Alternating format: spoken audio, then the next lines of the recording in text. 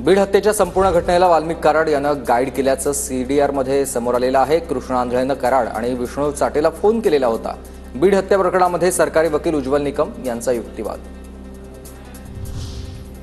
संतोष देशमुखांची हत्या मोठ्या कटाचा परिपाक। अवादा कंपनीच्या अधिकाऱ्याला खंडणीसाठी धमकी देण्यात आली होती।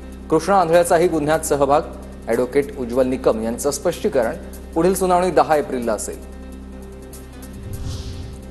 सुदर्शन घुलेनं अवादा कंपनीच्या सुरक्षा रक्षकाला मारहाण केली। तिरंगा हॉटेलमध्ये कराड यांच्यासह इतर आरोपींची बैठक झालेली।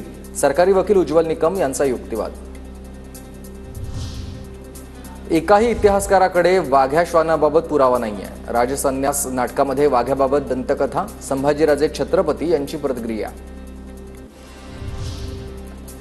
मोदी शहांनीच औरंगजेबाच्या कबरीला संरक्षण दिलंय। भाजपकडून शिवरायांचा अपमान करण्याचं काम आणि अमित शहा त्यांचे शिरोमणी। संजय राऊतांची टीका। संभाजीराजे छत्रपतींची रायगड प्राधिकरणावरून हकालपट्टी करा। ओबीसी आरक्षणाची मागणी करणारे लक्ष्मण हाके यांची मागणी। वाघ्या श्वानाची समाधी काढण्याच्या भूमिकेतून वाद पेटण्याची शक्यता आहे। सरकारला 31 मेचं अल्टिमेटम मी दिलेलं नाही। 31 मे पर्यंत गडावरील अतिक्रमण हटवण्याचे शासनानंच आदेश दिलेले आहेत। अतिक्रमण हटवण्याबाबत मी केवळ सरकारला विनंती केली। संभाजीराजे छत्रपती संभाजीराजांचं स्पष्टीकरण।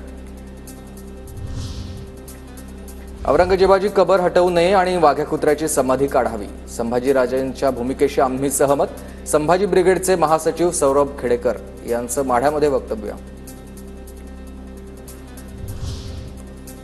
ठाकरेंच्या शिवसेनेमधील स्नेहल जगताप यांचा अजित पवारांच्या राष्ट्रवादीमध्ये प्रवेश। सुनील तटकरेंच्या नेतृत्वात स्नेहल जगताप राष्ट्रवादीमध्ये।